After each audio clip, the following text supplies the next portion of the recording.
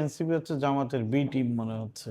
আর Islamic যে আন্দোলনগুলো এরা ধর্মের নামে যেইভাবে আপনার কথাবার্তা কাজবাজ যেভাবে করছে, আর বর্তমান সরকার যেহেতু রাজনৈতিক সরকার না, এটা একটি দুর্বল সরকার, এবং তাদের পরে প্রেশার দিয়ে তারা তাদের নিজস্ব ফায়দা লুটার আপনার চেষ্টা করছে।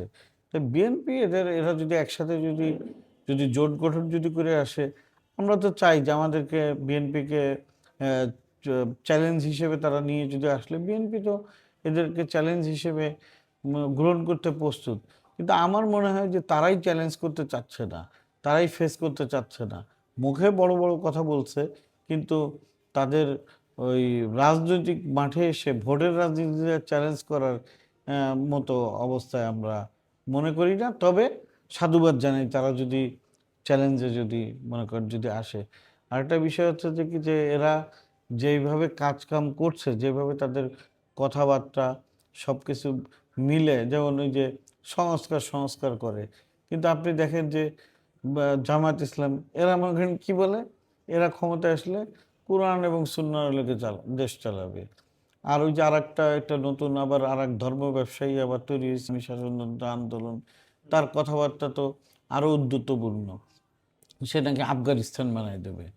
তো এদের কথাবার্তা সবকিছু বলে, তাহলে সংস্কার কমিশনের কাজটা কি?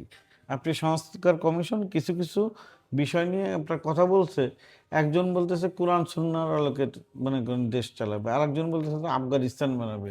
তাহলে ওরা যদি ধরেন ক্ষমতা আসলো, তাহলে কি কোরআন সুন্নাহ আলোকে আফগানিস্তান বানায় ফেলবে? তাহলে এই যে যে সংস্কার সংস্কার যে করে, আর এই কমিশনের যে শর্ত বা আমরা যে ওখানে যে যে কথাগুলো বলছি, হ্যাঁ, তো এইটার তাহলে গুরুত্বটা আর কই থাকবে? তার মানে কমিশনে যে আপনি এক কথা বলছেন, রাজনীতির মাঠে যে আপনি আর এক ধরনের কথা বলছেন, তার মানে এর থেকে মুনাফিকি হিপোক্রেসি আর কিছু কি হতে পারে?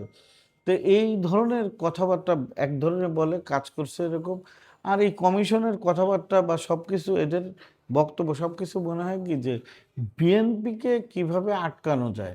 বিএনপি যেহেতু বিশাল একটি দল, এবং সবাই বাংলাদেশের আপামর জনসাধারণ মনে করছে যে আগামীতে সুষ্ঠু নির্বাচন হলে বিএনপি ক্ষমতায় আসবে, এবং তাদের যেহেতু আসার সম্ভাবনা নাই, এই চিন্তা থেকে বিএনপিকে অ্যাটাক করা, বিএনপিকে মানে প্রতিবেগ্য বিএনপির বিরুদ্ধে কথা বলে নিজেদের টিআরপি বাড়ানোর চেষ্টা করা, আমার কাছে এটাই মনে হচ্ছে, এর বাইরে কিছু না।